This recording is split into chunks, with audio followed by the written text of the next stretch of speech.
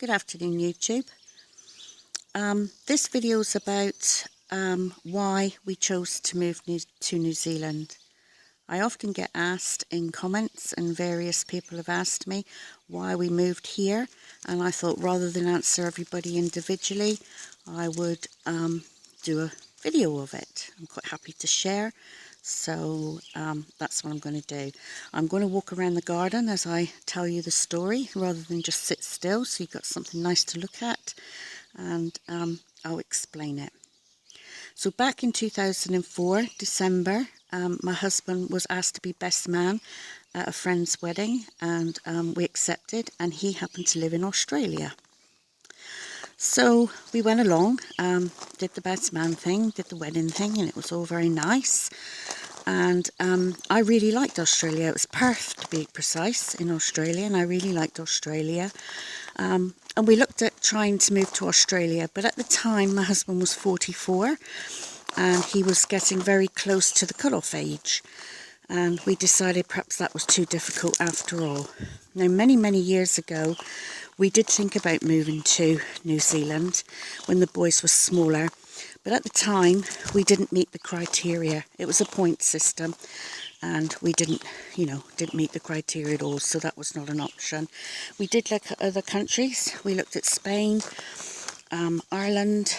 We did move briefly to the northwest of England, but decided none of those were going to be an option.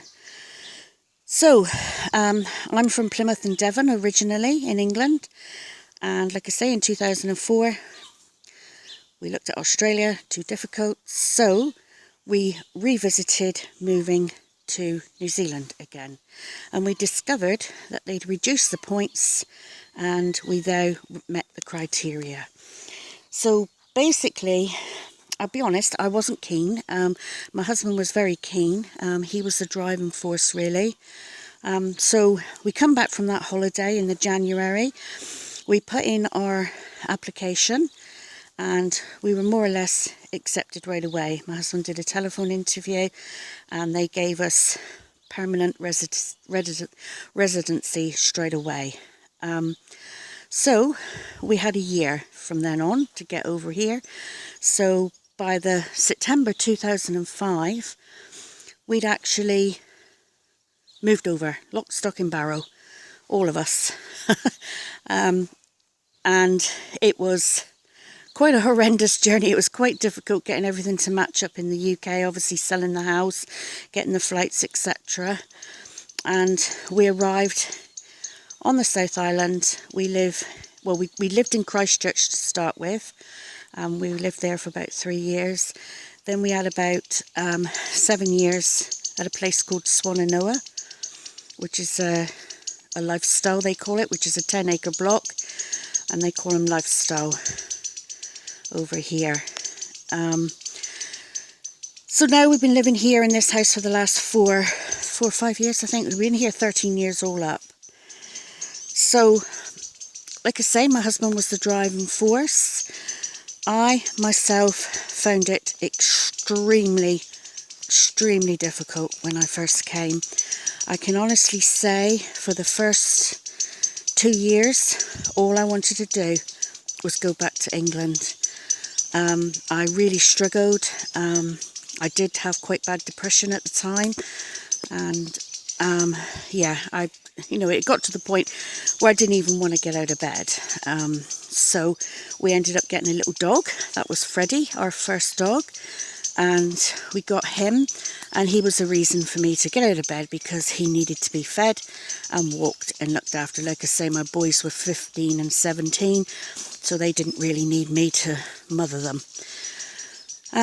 So gradually I sort of come out of that, and gradually I sort of, got to accept this is where we were. We always decided that, we would give it 2 years, and after 2 years, if I absolutely still hated it, then, we would go back.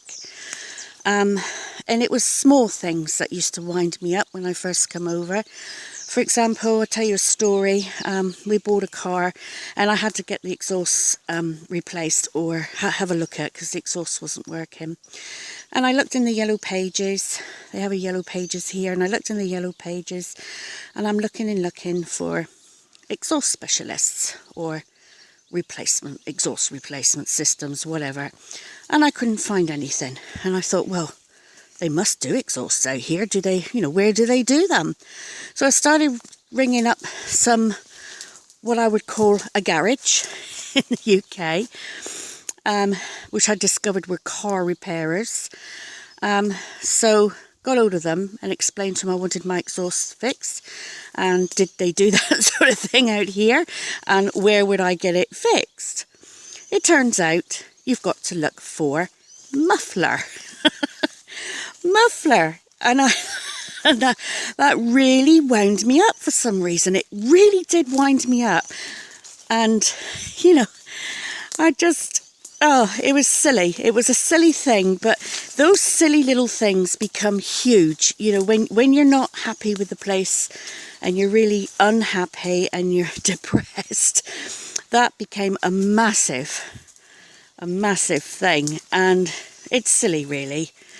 And there was another incident where I went to the supermarket and I was horrified, basically. I mean, we lived in Swindon before we came out, and we had one of the biggest Asda's in Europe, just, literally walking distance from our house. And, the choice and the variety of food there was fantastic, compared to here. They don't do ready meals or, the pizza choices that you could get in Asda. And I really did. I panicked because I thought, what am I going to feed them boys? Because, I was a lazy housewife. I would buy things, buy ready meals, and I would buy things that were easy for me to cook. If we wanted a curry, we all wanted different curries. One of us wanted a strong one of us wanted a mild one. I could buy them individually at Asda, and, very, very easy. So that wasn't an option anymore, and suddenly I had to start cooking. And I'm not fond of cooking. I do it because I have to. But yeah, that was a big disappointment.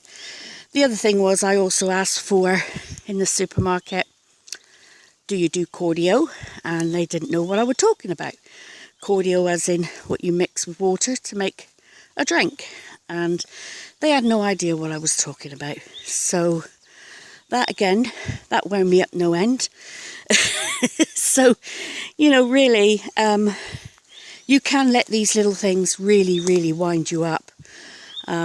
Or, you can just let it go. So, anyway, like I say, for the first 2 years, it was very difficult. Obviously, I missed my family. My parents were still alive, and I've got a brother in the UK.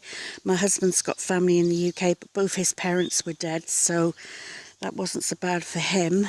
But I'm quite close to my dad, and I missed him, and my mum. And it became apparent how difficult it was when my mum passed away a few years ago. It was right on Christmas, and I couldn't get a flight over. So that was quite hard at the time. And my dad's been out lots and lots of times to visit, which is great. We added it up because he comes for like 2 or 3 months at a time. And in the 13 years we've been here, he's been out a total of 2 years. He stayed with us for a total of 2 years, which is quite a lot of time. But he's in his 80s now, so last time he came was his last time. So I'm going to miss that, and you get over it. And when my dad did come out after a couple of times, and I was moaning and groaning about the place like you do, saying I can't settle, I can't this, and he actually took me to one side and said, for goodness sake, what's the matter with you? It's a beautiful place to live. Stop looking at all the negatives and start looking at the positives. And I actually did. I actually stopped thinking about all the bad things and started thinking about all the good things. And that sort of turned me round, really. I actually actually realise that this is a very safe place to live. You know, we don't have all the terrorist threats like people, you know, like you do in Europe, England, America. We're very, very lucky here. So all in all, I'm very happy we made the move.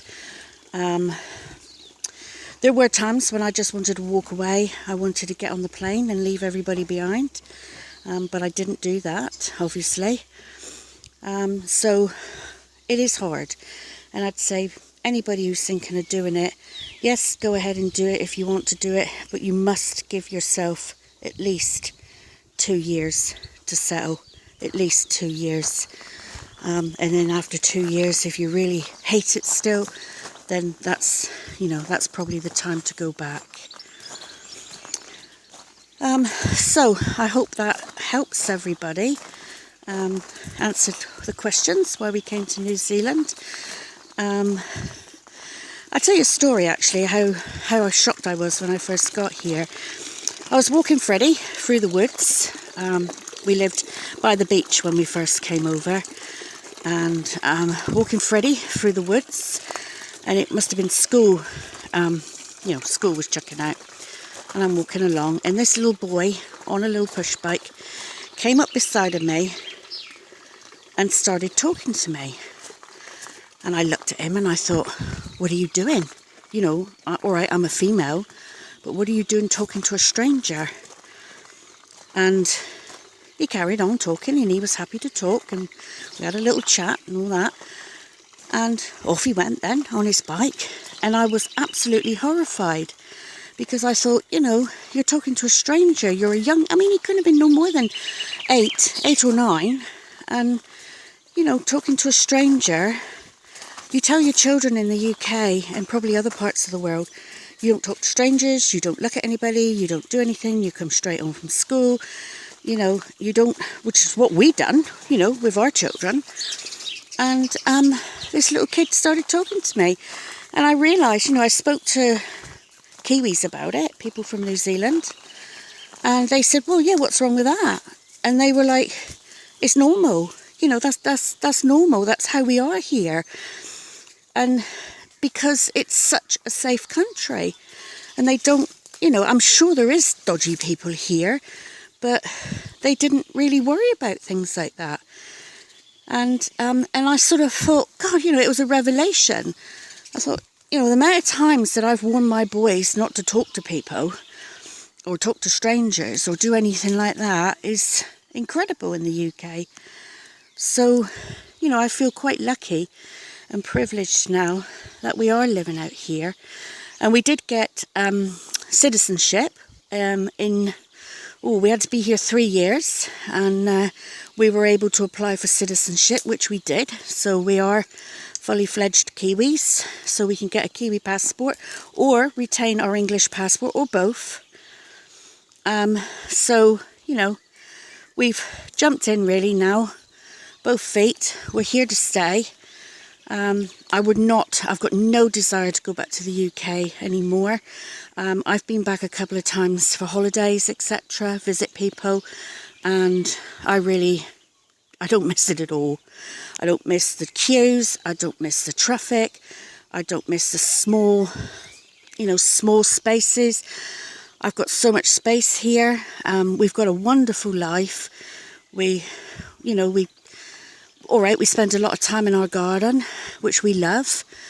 We've got a big garden. I love gardening. My husband likes gardening. Well, he likes cleaning up after me because that's his main job. So, all in all, I'm very happy we made the move.